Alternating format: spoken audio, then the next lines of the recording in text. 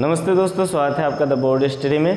तो इस साल भी फिज़िक्स का सिलेबस कुछ टॉपिक्स रिड्यूस किए गए हैं और जैसे लास्ट ईयर कुछ चैप्टर छुड़वाई दिए थे, तो इस साल क्या होने वाला, क्या सिलेबस रिड्यूस हुआ और क्या हमें अलग से पढ़ना है, तो इस वीडियो में जल्दी से हम देख लेते हैं। फटाफट 10 मिनट की वीडियो रहेगी, है ना। मेरे पास ये PDF है, तो मैं आपको इसमें से बताता जाता हूँ, ठीक है। चलिए करते हैं शुरू। अभी तक आपने चैनल सब्सक्राइब ना किया सो प्लीज़ डू सब्सक्राइब, ठीक है, और अपने दोस्तों तक ज़रूर शेयर करें ना। हम बात करेंगे 12th फिजिक्स के बारे में, है ना। हम बात करेंगे भाई 12th फिजिक्स में जो सिलेबस रिड्यूस किया गया था, तो हम बात करेंगे रिड्यूस सिलेबस की। तो इस बार उन्होंने चैप्टर वाइज टॉपिक हटा दिए हैं, तो मैं यहाँ लिखवाता जाऊँगा, ठीक है। और आप लोग या तो लिख लीजिएगा किसी चीज़ में, या फिर ऐसा कीजिएगा कि स्क्रीनशॉट लेते जाइएगा, है ना। हम बात करते हैं यूनिट 1 की। तो बेटा यूनिट 1 की हम बात करें तो यूनिट 1 में 2 चैप्टर होते हैं आपके, है ना। यूनिट 1 में कौन कौन से 2 चैप्टर होते हैं, एक तो चैप्टर 1 और एक चैप्टर 2, ठीक है। आपके पास NCERT या फिर कोई सी बुक हो तो उसका इंडेक्स ओपन कर लीजिए तो बेहतर रहेगा, वहाँ से आप क्रॉस करते जाइएगा टॉपिक। यूनिट 1 में बेटा 2 चैप्टर होते हैं हमारे। एक तो होता है चैप्टर 1, तो चैप्टर 1 से कुछ नहीं हटाया। चैप्टर 2 जो है, चैप्टर नंबर 2 से हम यहाँ उस सिलेबस की बात कर रहे हैं जो हटाया गया है। चैप्टर 2 जिसका नाम है इलेक्ट्रिक पोटेंशियल, हिंदी वाले चैप्टर मिला ले, electric potential and field, electric potential and capacitance, ये नाम है, सॉरी, है ना। हिंदी में है ये सिलेबस, मैं इंग्लिश में कन्वर्ट कर रहा हूँ। तो इसमें से जो एक टॉपिक हटाया, जनरली वैसे ज़्यादा इतना ध्यान भी नहीं दिया जाता, है ना, बट अब हटाया तो आप लोग ध्यान रख लीजिए। एनर्जी स्टोर्ड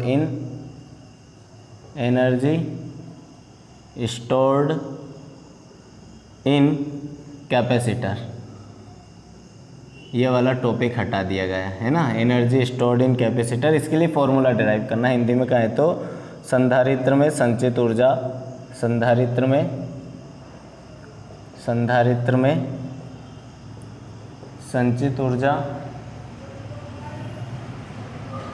संचित ऊर्जा का व्यंजक, ठीक है, ये संचित है।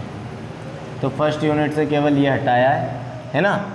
चलिए, और यूनिट नंबर अगर सेकंड की बात करें तो यूनिट नंबर सेकंड में बेटा एक ही चैप्टर होता है, चैप्टर नंबर 3, जिसका नाम है इलेक्ट्रिक करंट, विद्युत धारा,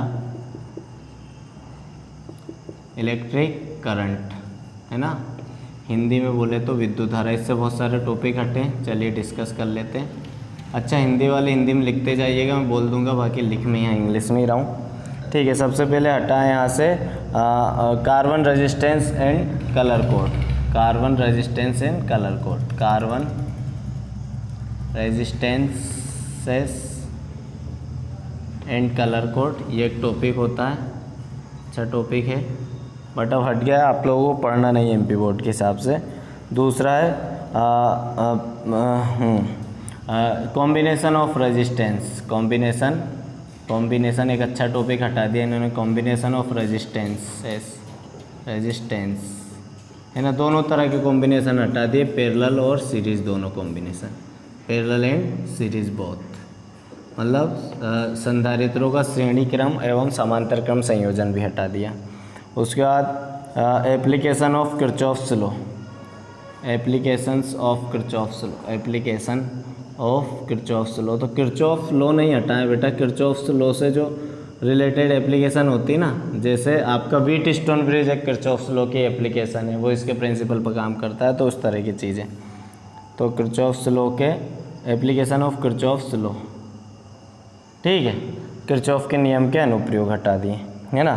फिर उसके बाद में इसमें से हटा दिए हैं आपका पोटेंशियोमीटर का प्रिंसिपल ऑफ पोटेंशियोमीटर, मतलब पोटेंशियोमीटर से रिलेटेड सारी चीज़ें हटा दी। प्रिंसिपल ऑफ पोटेंशियोमीटर, प्रिंसिपल सही लिखा ना, प्रिंसिपल ऑफ पोटेंशियोमीटर, ये हटा दिया यहाँ से।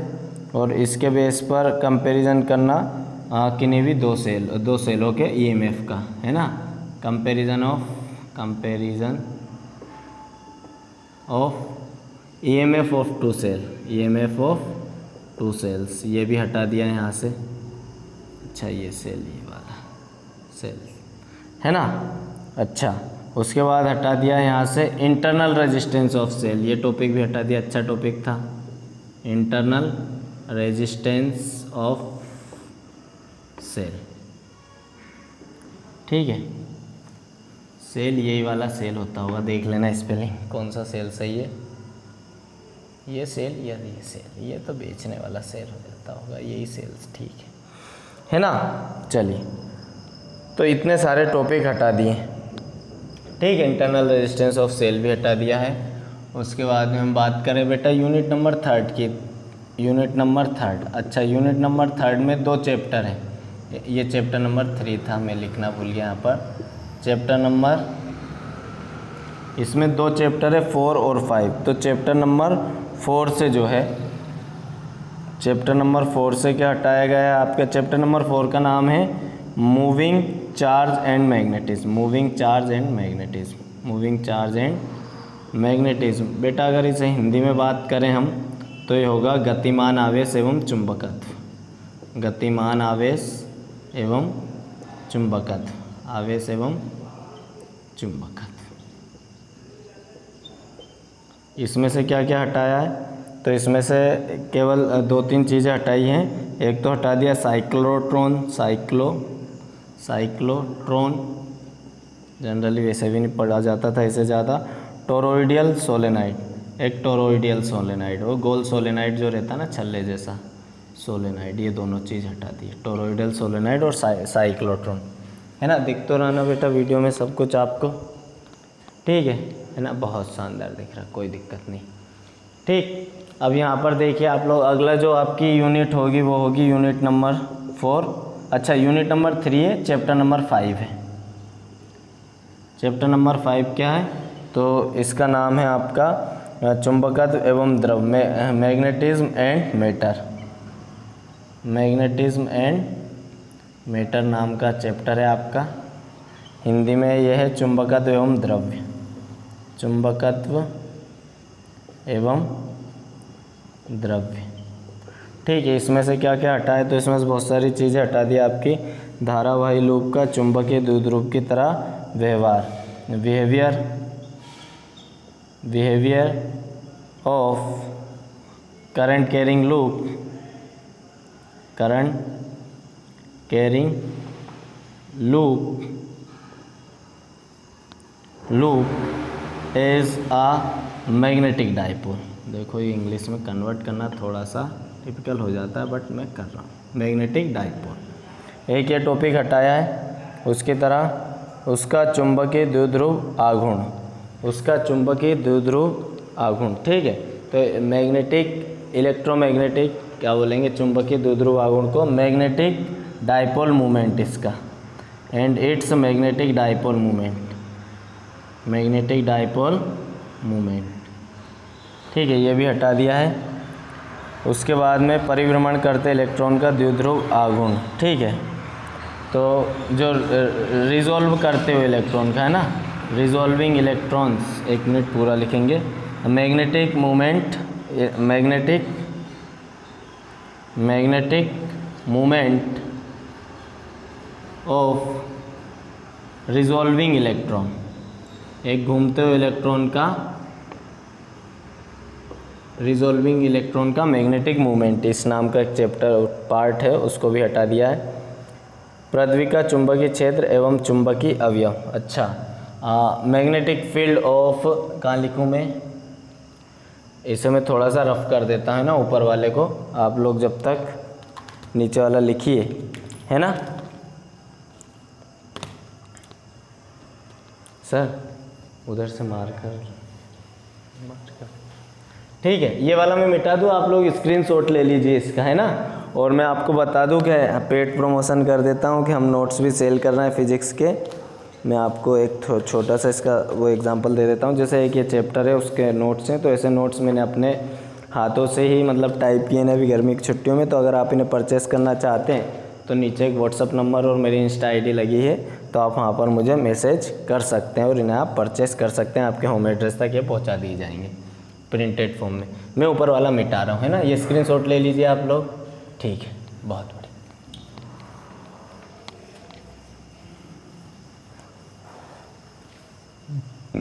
हम 4th चैप्टर की बात कर रहे थे यहाँ पर, 5th की है ना। तो ये टॉपिक तो मैंने नीचे लिख दिए हैं, बाकी के ऊपर लिख देता हूँ मैं, और कौन कौन से टॉपिक हटाए हैं इसमें से। अरे तू फाइल ही कहाँ चली गई, ऐसा होता है। चलो आ गया। पृथ्वी का चुंबकीय क्षेत्र, तो मैग्नेटिक फील्ड यहाँ लिख देता हूँ, इसके आगे का magnetic field of earth of, या फिर अर्थ्स मैग्नेटिक फील्ड इस नाम से भी मिलेगा आपको। एंड इसी में ही element of earth magnetism, element of earth magnetism, पृथ्वी के भूचुंबकत्व के तत्व बोलते हैं मैग्नेटिज्म हो गए, है ना। बहुत बड़ा टॉपिक है, बढ़िया अच्छा हटाया। ऐसे विद्युत चुंबक एवं उसकी क्षमता को प्रभावित करने वाले कारक और स्थायी चुंबक, तो electric magnet and factor affecting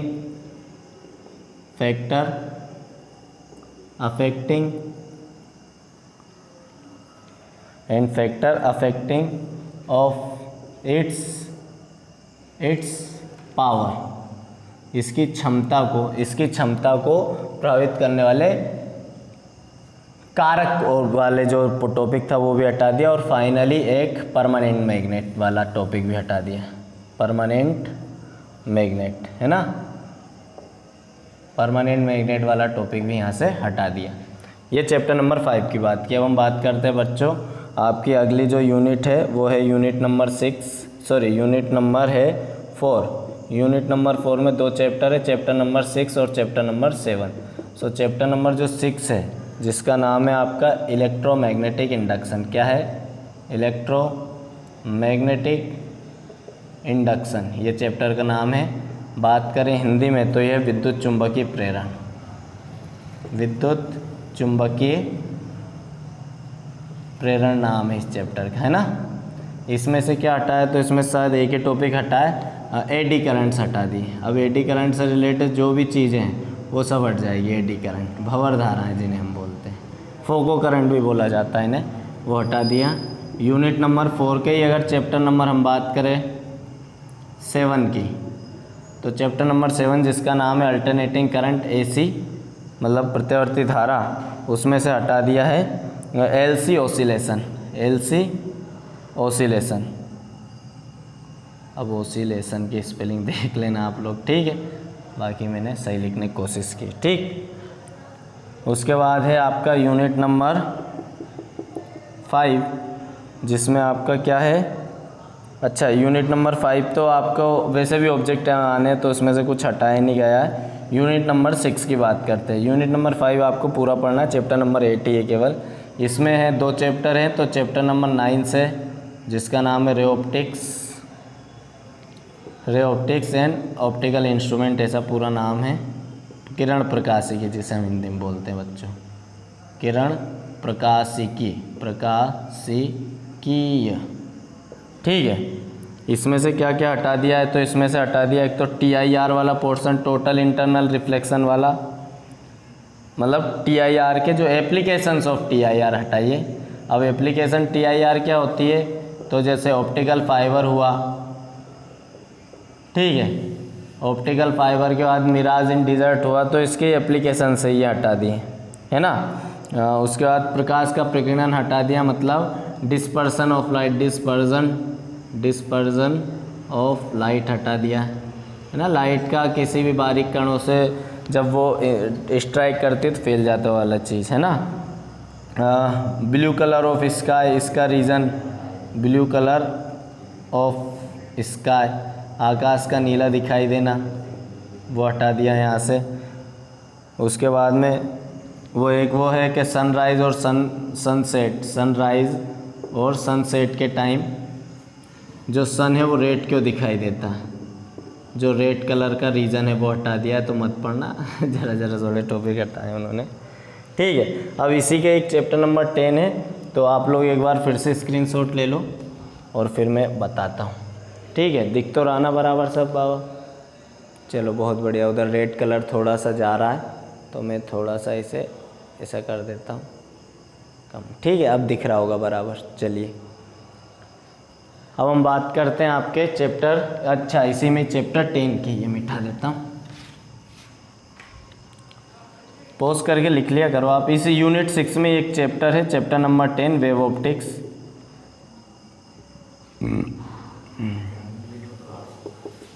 तरंग प्रकाशिकी हिंदी में कहते हैं।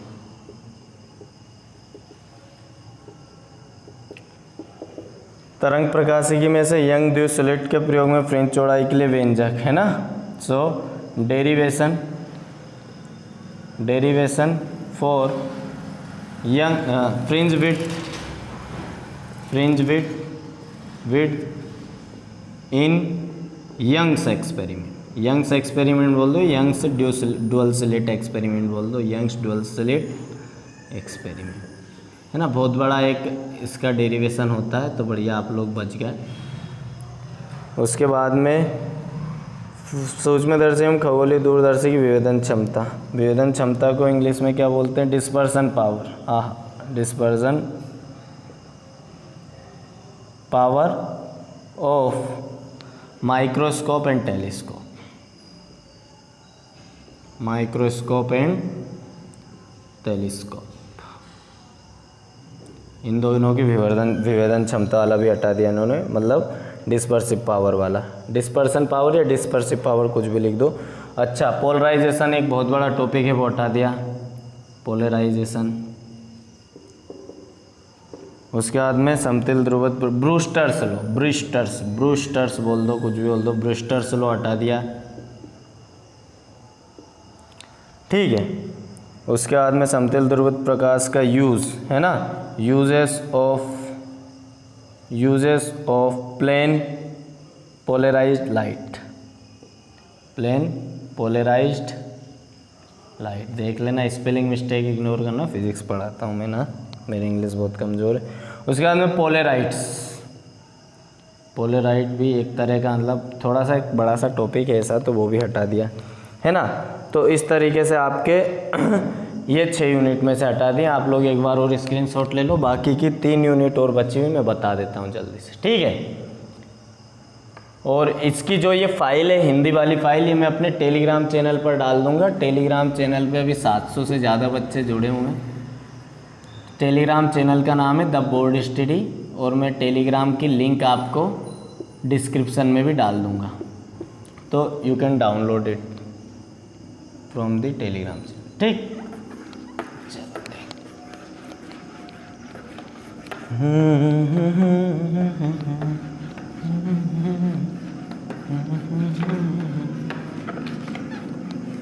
चलिए अब अगला हम चैप्टर ले लेते हैं यहाँ से, यूनिट नंबर 7। यूनिट नंबर 7, अच्छा इसमें केवल एक ही चैप्टर है आपका, chapter number 11, dual nature of radiation in matter.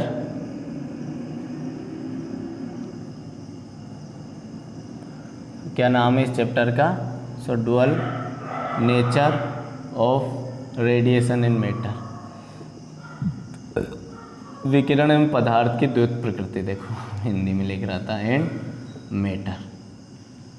इसमें से क्या हटा है? तो इसमें से केवल एक चैप्टर, एक टॉपिक हटाया उन्होंने, डेविसन जर्मर एक्सपेरिमेंट। क्या हटाया है? Davisson Germer experiment. एक बड़ा सा एक्सपेरिमेंट होता है, पर बढ़िया खूबसूरत सा एक एक्सपेरिमेंट है, डेविसन जर्मर एक्सपेरिमेंट। बस ये हटाया इसमें से। अच्छा, जो यूनिट 8 थी, अच्छा यूनिट 8 तो लास्ट ईयर तो पूरी तरीके से ही हटा दी गई थी। यूनिट 8 में 2 चैप्टर है, चैप्टर नंबर 12 और 13, एटम और न्यूक्ली। तो चैप्टर नंबर 12 की बात करूँ तो इस साल फिर से इन्हें ऐड कर दिया है, एटम में से क्या हटाया इन्होंने? सो इसमें से उन्होंने एटम नहीं, ये न्यूक्ली। अच्छा 12 चैप्टर से कुछ नहीं हटाया उन्होंने, 12 चैप्टर पूरा का पूरा ही है। 13 जो चैप्टर है न्यूक्ली, मतलब नाभिक, इस चैप्टर से उन्होंने कुछ टॉपिक हटाए हैं, तो मैं बता देता हूँ। रेडियो एक्टिवता, मतलब इसे क्या बोलेंगे? रेडियो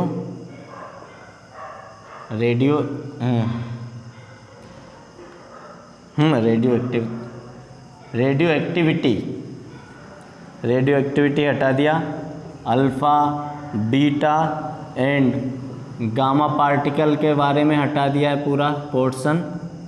उसके बाद में और इनसे रिलेटेड जो वेव्स होती है, पार्टिकल और वेव्स दोनों, एंड देयर प्रॉपर्टीज़, इनके गुण हटा दिए,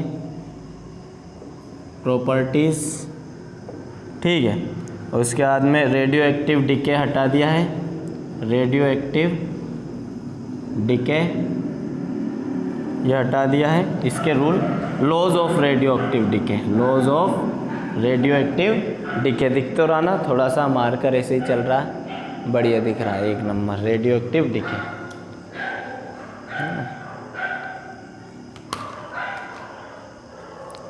उसके बाद में अर्ध आयु है ना, हाफ लाइफ हटा दी है, और उसके बाद में माध्य आयु मतलब मीन लाइफ हटा दी, ठीक है। अब बचता है हमारी unit number 9, in which only chapter number 14 we have. 14 number chapter है इसमें, जिसका नाम है आपका, क्या है नाम, अर्धचालक सेमीकंडक्टर डिवाइसेस। बहुत लंबा नाम है, मैं तो इतना ही लिख देता हूँ, सेमीकंडक्टर डिवाइसेस, ठीक है ना। तो इसमें से उन्होंने क्या क्या हटा दिया है, विशिष्ट प्रयोजन संधि diode, LED, photodiode, solar diode, diode, उनके अभिलक्षित डायोड, वोल्टेज भांति यूज है ना। तो इसमें से उन्होंने पीएन जंक्शन डायोड का जो स्पेशल पोजीशन में होता है, फॉर एग्जांपल जैसे उन्होंने लिखा है एलईडी हटा दी है, एलईडी नहीं पढ़नी है आपको, फोटो डायोड नहीं पढ़ने, अलग से जो छोटे छोटे टॉपिक थे वो सारे उन्होंने हटा दिए। सोलर डायोड नहीं पढ़ना है आपको, अब जेनर डायोड नहीं पढ़ना है अब, एंड इट्स कैरेक्टरिस्टिक्स,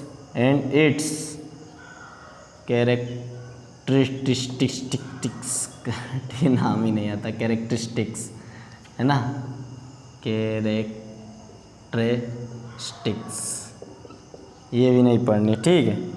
और जेनर डायोड का एक वोल्टेज रेगुलेटर के रूप में यूज़ है ना, use of zener diode as a voltage regulator.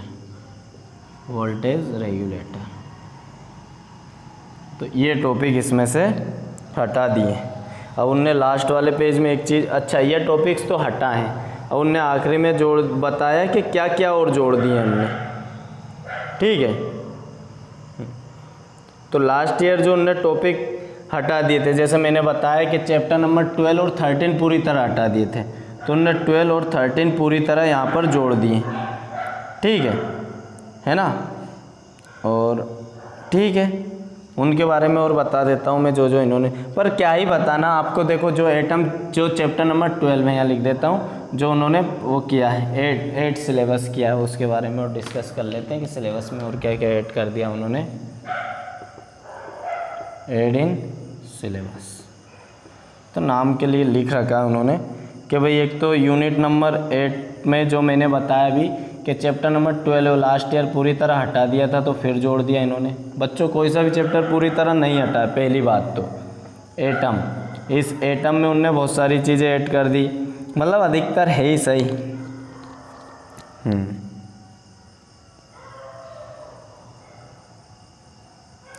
ठीक है, वही है हाइड्रोजन परमाणु का Bohr model, Bohr's model of hydrogen atom, Bohr's model, ये चीज़ें ऐड कर दी, वो लिख रहा हूँ, Bohr's model of hydrogen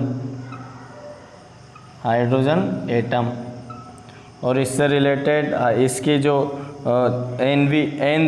nth orbit के लिए देखो क्या क्या उन्होंने बोला, इसकी रेडियस निकालो, हाइड्रोजन एटम की nth ऑर्बिट की रेडियस के साथ इसकी एनर्जी बताओ, इसकी वेलोसिटी, जो इसके अंदर इलेक्ट्रॉन की वेलोसिटी रहेगी उसकी एक्सप्रेशन बताओ, है ना। हाइड्रोजन एटम का लाइन स्पेक्ट्रम को डिफाइन करो, ठीक है।